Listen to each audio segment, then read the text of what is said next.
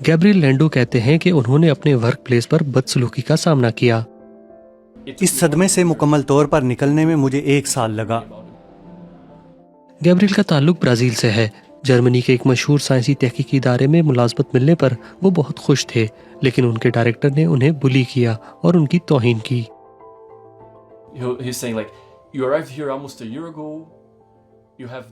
वो कहते थे तुम्हें यहाँ आए हुए 1 साल हो गया है और अब तक तुमने क्या किया है? तुम बिल्कुल काम नहीं करते, तुम बिल्कुल बेकार हो। और जब कभी डायरेक्टर गैब्रियल की तारीफ करते तो इससे उनमें काम करने का नया जज्बा पैदा हो जाता था। लेकिन इसके फौरी बाद किसी मीटिंग में जब मैं अपने आइडियाज पेश करता तो वो मेरी सारी मोटिवेशन को बिल्कुल मिट्टी में मिला देते थे।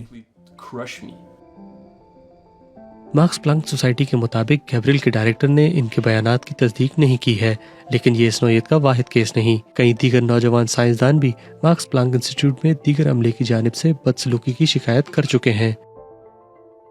गैब्रियल ये रवैया मजीद बर्दाश्त नहीं कर सके और उन्होंने इदारे को छोड़ दिया।